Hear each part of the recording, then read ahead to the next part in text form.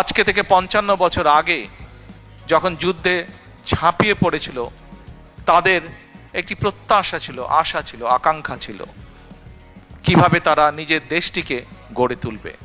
স্বাধীনতা ৫৪ বছর পরও গণতন্ত্র অধিকার প্রতিষ্ঠানের লড়াই চলছে। বিজয় দিবস উপলক্ষে যুক্তরাজ্যে অনুষ্ঠিত হলো বিএনপির এক গুরুত্বপূর্ণ আলোচনা সভা। তখন কিন্তু নিজের অজান্তেই আমরা চিন্তা করি যে আহা, আমাদের দেশটা যদি এমন হতো। আমরা চিন্তা করি না, প্রত্যেকটা মানুষ এখানে আমরা চিন্তা করি। ১৬ ডিসেম্বর মহান বিজয় দিবস উপলক্ষে যুক্তরাষ্ট্র বিএনপি আয়োজন করেছেন এক আলোচনা সভা।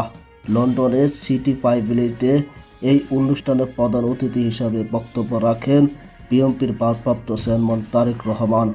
প্রিয় ভাই বোনেরা, ১৯৭১ সালে যেই মানুষগুলো যুদ্ধ করেছিল, সেটি প্রত্যক্ষ হোক বা পরোক্ষভাবে, সেই মানুষগুলো কিন্তু দেশকে নিয়ে এমনই পরিকল্পনা করেছিল, এমনই প্রত্যাশা আশা ছিল তার।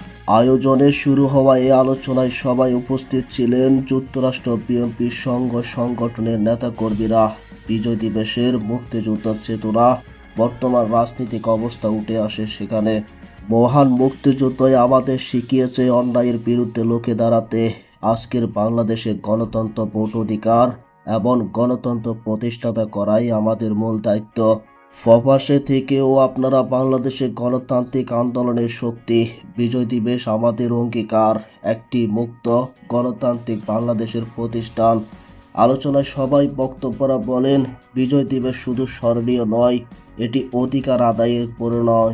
তার বক্তব্য তিনি মুক্তিযুদ্ধের চেতনা, শহীদদের আত্মত্যাগ এবং বর্তমান রাজনৈতিক সংকট নিয়ে কথা বলেন।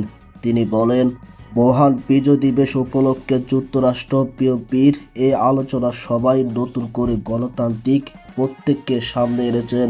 ভিডিওটি ভালো লাগলে লাইক করুন। সর্বশেষ রাজনৈতিক আপডেট পেতে চ্যানেলটি সাবস্ক্রাইব করে রাখুন। ধন্যবাদ।